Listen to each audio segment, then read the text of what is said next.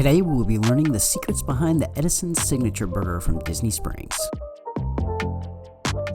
Hey guys, and welcome to another episode of Remy's Apprentice. This burger calls for 3 types of meat. We'll be starting with our brisket. When cutting this down, make sure to keep as much soft fat as possible, getting rid of any of the hard stuff.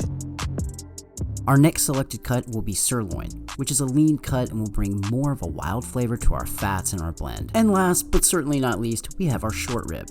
Don't forget to keep your bones for stews and gravies. After slicing 1.5 pounds evenly between our meats, equaling 4.5 pounds, place in the freezer for 30 to 35 minutes to become firm before grinding. The Edison prides themselves on having the best quality and flavor, so when they say house-made pickles, believe me when I say they're amazing. However, these will be done with my recipe, seeing how I can't find theirs online. Start by bringing 2 cups of water to a simmer before adding 1¼ cups of white distilled vinegar, 2 bay leaves, 1½ tablespoons of salt, 1 tablespoon whole peppercorns, 1/4 teaspoon turmeric, 1/2 teaspoon mustard powder, 1/2 teaspoon Reaper salt. Stir and allow to simmer for 7 to 10 minutes before slicing cucumbers, adding to a glass jar, and adding your dough. Pouring your mixture before sealing and allowing it to sit at room temperature before placing in refrigerator. The Edison burger is loaded with smoked bacon.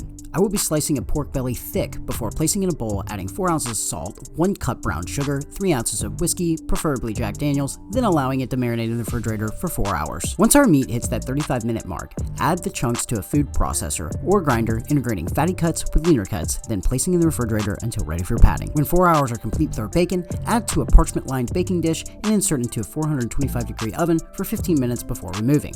Add to a rack, placing it back in the oven for an additional 12 to 15 minutes or until bacon is crispy. This recipe also calls for fried onions. Refer back to my Raglan Road OMG burger for the recipe and instructions.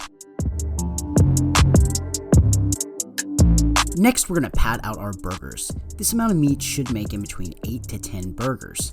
Then cook to your preference. Next, we're going to want to slice some white cheddar, place on top of patties, and let sit underneath the broiler before adding to our dressed up buns.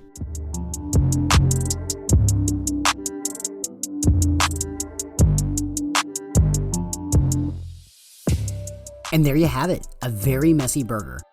Please like and subscribe, and until next time, cheers.